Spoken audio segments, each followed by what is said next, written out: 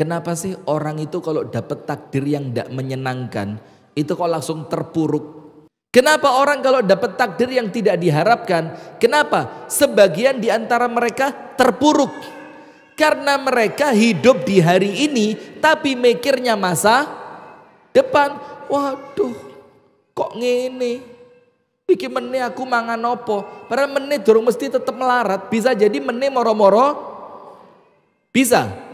Tapi tetep Bu, kenapa orang itu kok rata-rata panik, terpuruk? Akhirnya dia merasa gelisah gara-gara hidupnya masih di hari ini, pikirannya sampai 30 tahun ke depan. Langkok anak saya bagaimana? Nanti kalau suami saya pulang bagaimana? Nanti.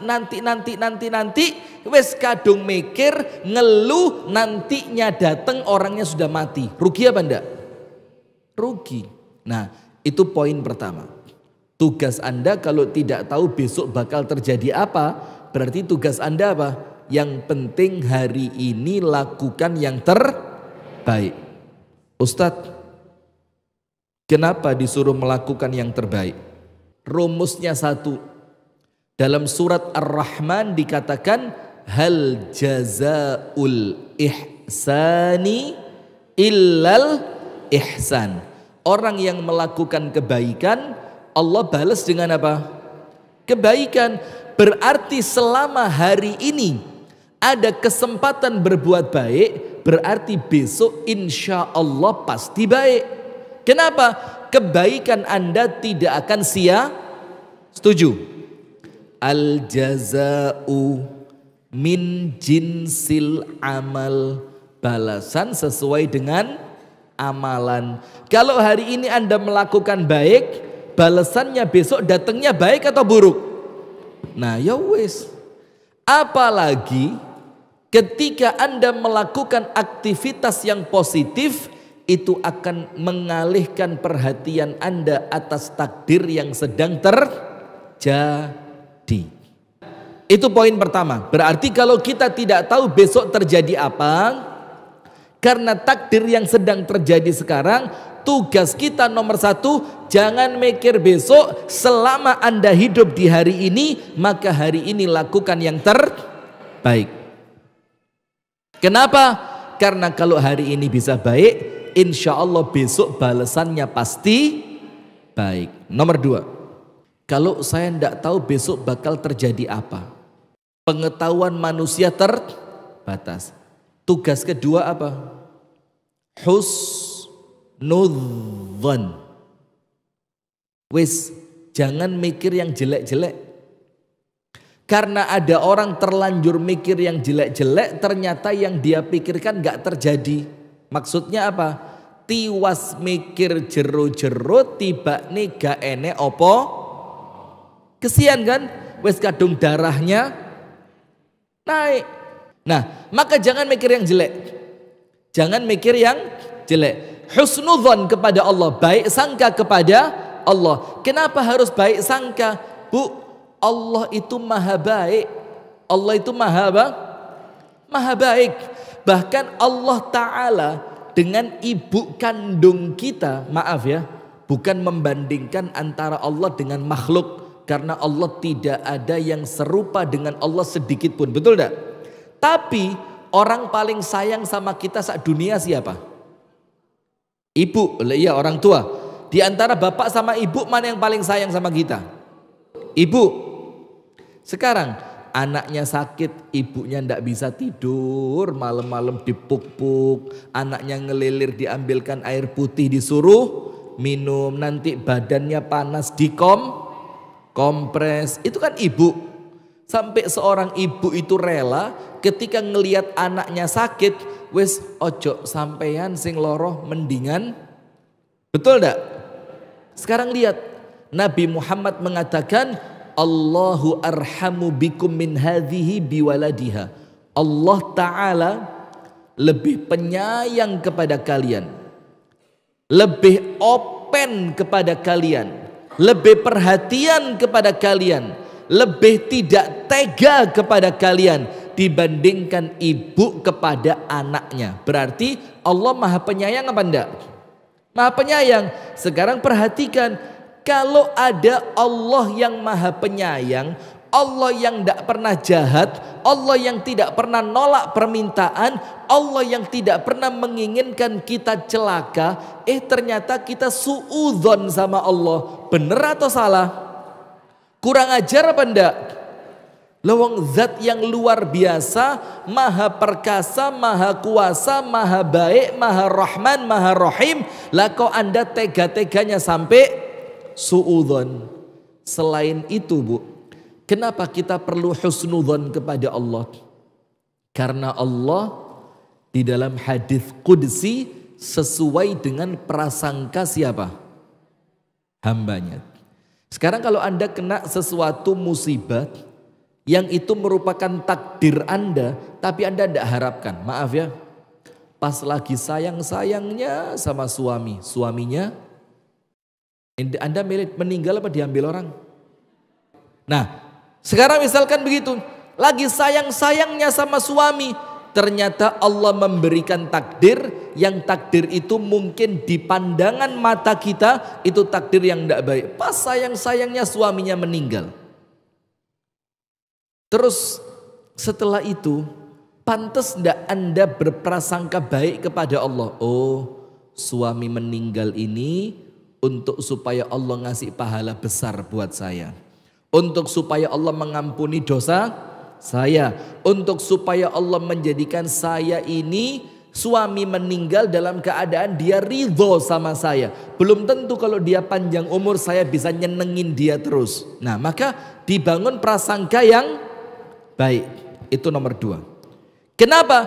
Karena kalau Anda berprasangka baik, maka Allah akan berikan kepada Anda kebaikan seperti yang Anda sangkakan kepada Allah. Sip. Nomor 3. Ini masih poin yang pertama ya. Nomor 3.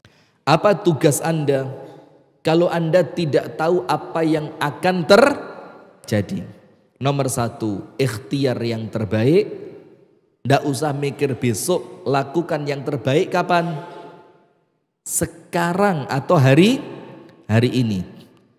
Yang kedua, berbaik sangka kepada Allah.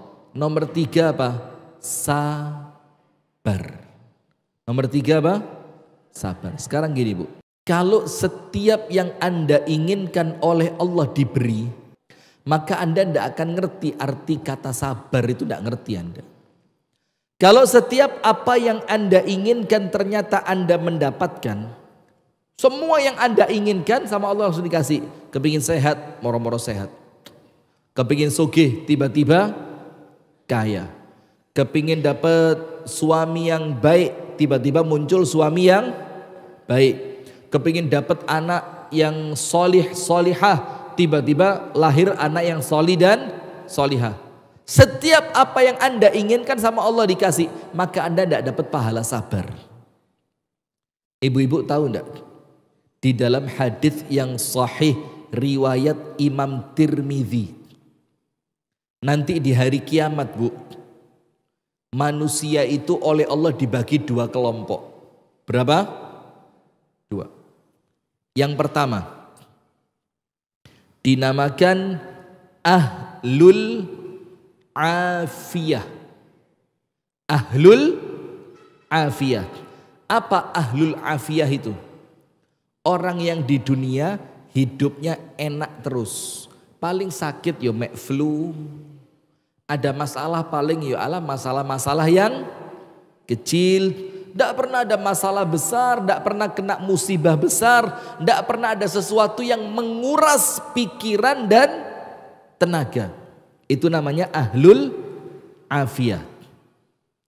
Kalau bahasa kita sehat wal afiat, itu ahlul afiyah. Dipisah, seret. Di posisi yang lain, Allah tempatkan di sana apa? Ahlul bala. Ahlul bala. Apa ahlul bala? Orang yang di dunia itu banyak ujiannya.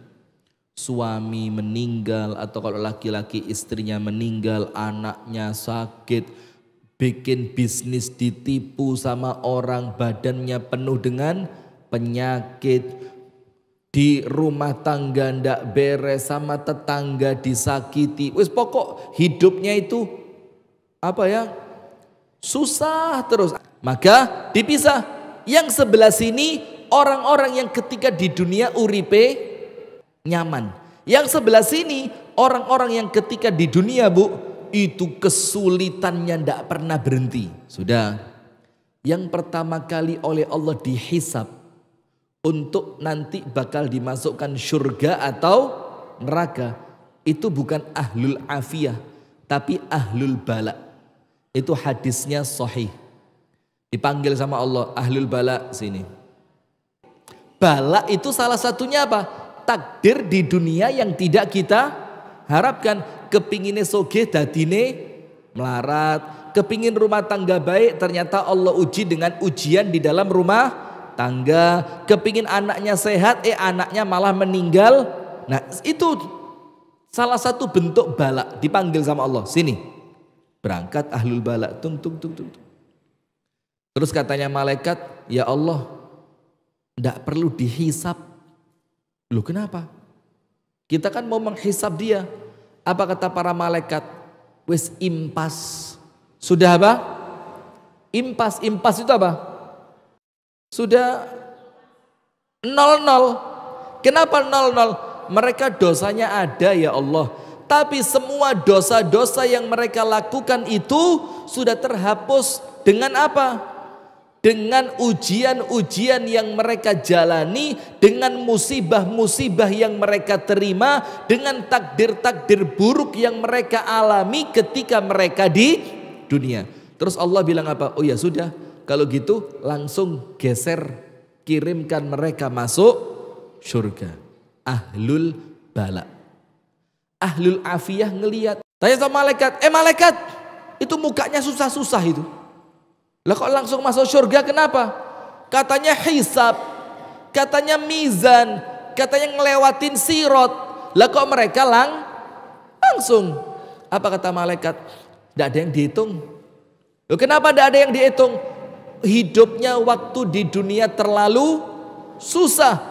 Maka kesusahan yang mereka alami itu penghapus dari dosa-dosa yang mereka lakukan. Maka dengan itu oleh Allah mereka langsung dimasukkan ke dalam surga. Apa kata ahlul afiyah? Ahlul afiyah bilang, ya Allah, kalau saya tahu sebesar itu keutamaan untuk orang yang diuji ketika di dunia, maka ya Allah kembalikan kami ke dunia, jadikan kami ahlul bala. Yang dulunya padahal mereka di dunia ahlul apa? Ahlul afiyah, uripe pena, omai api, duwi ake, awae seger, waras, rumah tangganya ndak pernah ada masalah, anak-anaknya lucu-lucu, sehat-sehat, gena-gena, pinter-pinter. Itu mereka minta kembali ke dunia hanya untuk apa? Dijadikan ahlul bala. Bahkan dikatakan dalam hadis ini sampai mereka ridha an yuqridha juluduhum bil maqaridil hadid. Sampai mereka itu ridha, ya Allah ndak apa-apa. Wes dikekno tangane begini, sisiren ya Allah pakai sisir besi, pisahkan antara tulang dan dagingku. Mereka ridho dioncei kulitnya pakai sisir besi, sakit apa enggak? Nemen, tapi mereka ridho, enggak apa-apa, yang penting saya bisa langsung masuk surga seperti ahlul bala. Kalau mereka sabar, sing sengsara, wis ahlul bala gak sabar. Nah maka tugas kita yang ketiga Pak, sabar. Kenapa Ustadz harus sabar? Nomor satu, pertolongan Allah datang di balik kesabaran. Berarti kalau tidak sabar, pertolongannya datang atau tidak? Tidak. Itulah makna ayat Al-Quran, Innallaha ma'as sabirin. Allah bersama orang-orang yang sabar.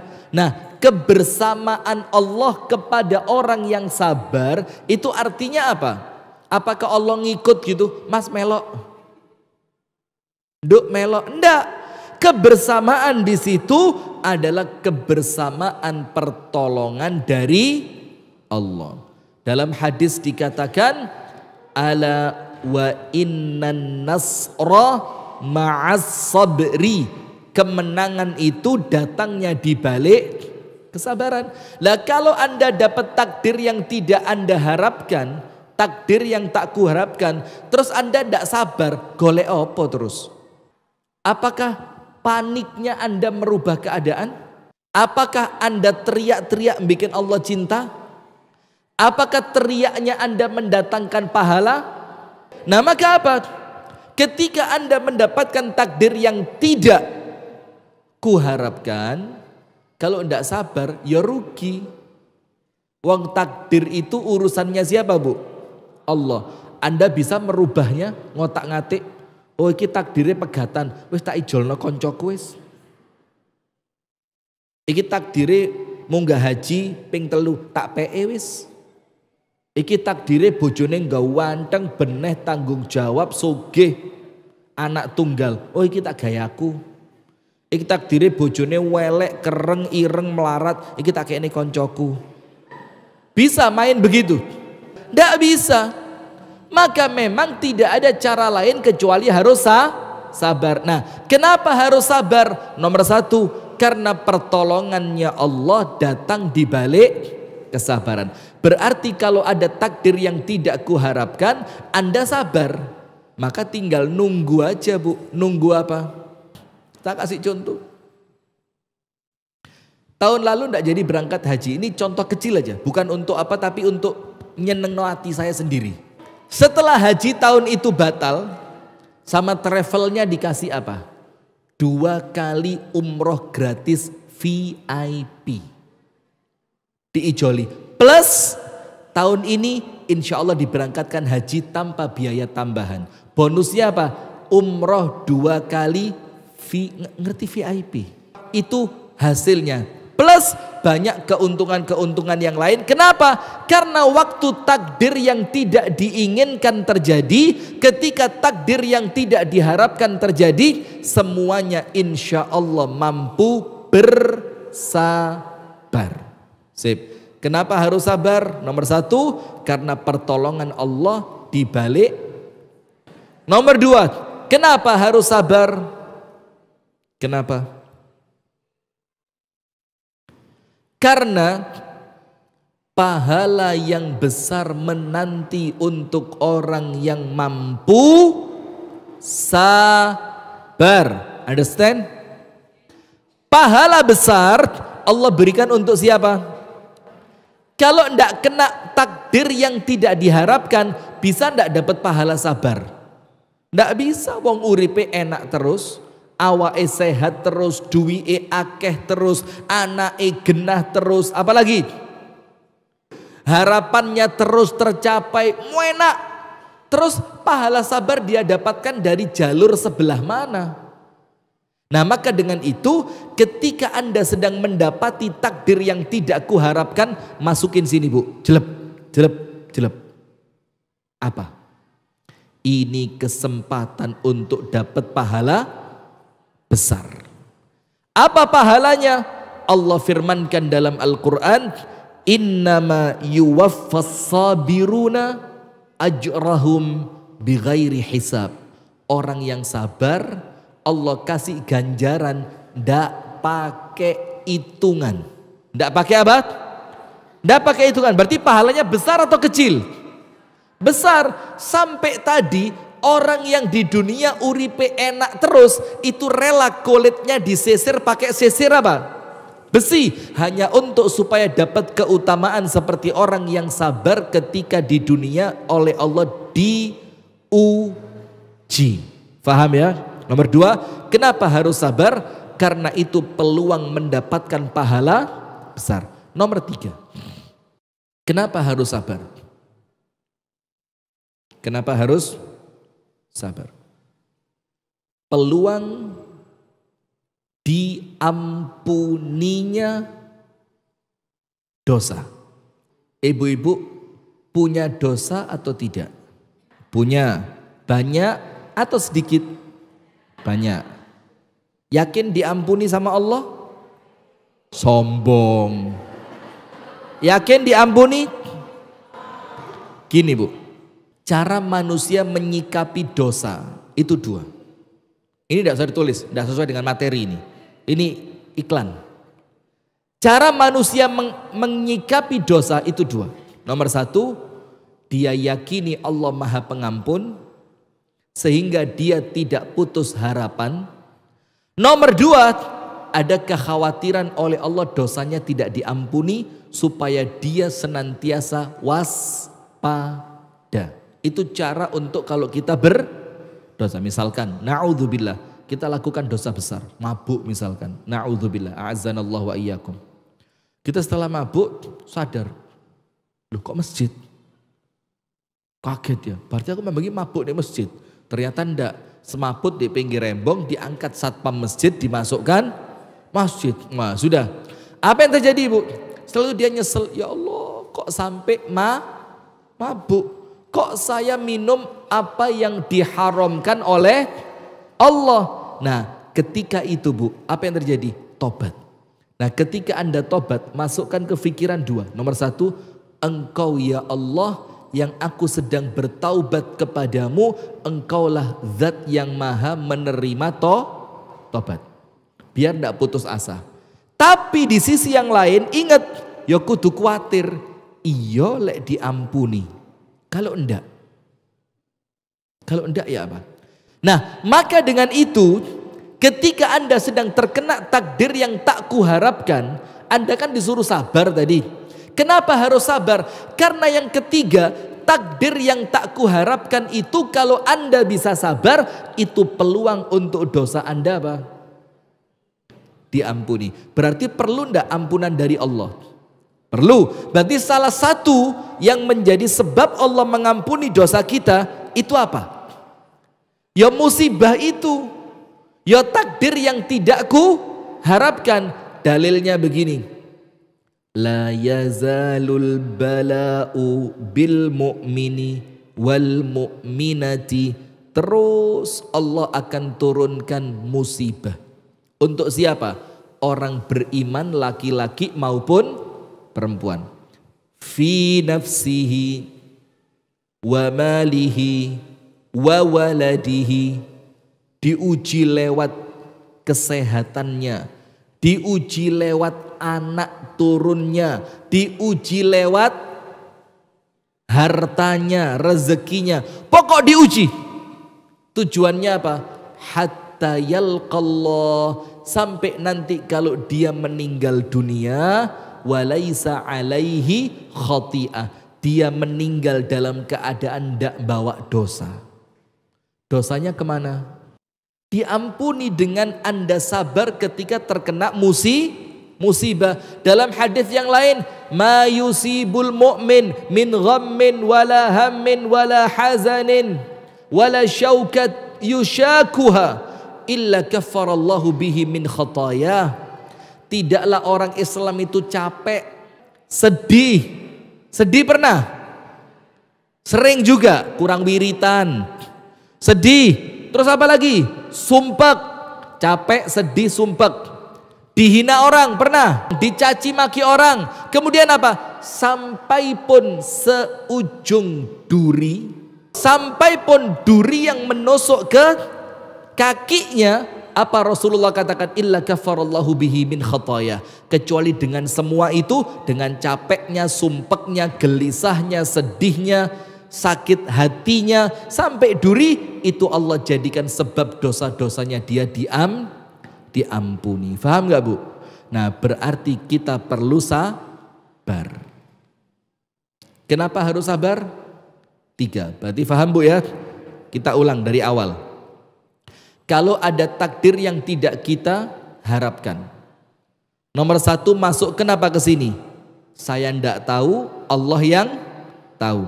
Pengetahuan kita atas apa yang akan terjadi terbatas. Boleh jadi dengan takdir ini kedepannya Allah mau ngasih surprise. Surprise itu apa? Kejutan indah. Nah, kalau tidak tahu apa yang akan terjadi, apa yang harus kita lakukan? 3. Nomor 1, yang penting hari ini harus baik dulu. Lakukan yang terbaik yang bisa Anda lakukan pada saat ini. Nomor 2, baik sangka kepada siapa? Allah, karena Allah sesuai prasangka hambanya, karena Allah zat yang maha baik. Nomor 3, sabar. Pertanyaannya, kenapa harus sabar? Nomor 1, pertolongan Allah ada di balik kesabaran. Berarti kalau kedepannya pengen baik, hari ini harus apa dulu? Sabar. Kenapa harus sabar? Nomor 2, peluang dapat pahala yang besar. Nomor 3, kenapa harus sabar? Peluang dosa-dosanya diampuni. Kalau Anda ditolong sama Allah, dapat pahala besar, dosanya diampuni, tempat Anda surga atau neraka. Nah, berarti takdir yang tak kuharapkan itu bisa jadi baik. Bisa jadi apa? Baik. Barakallahu fikum.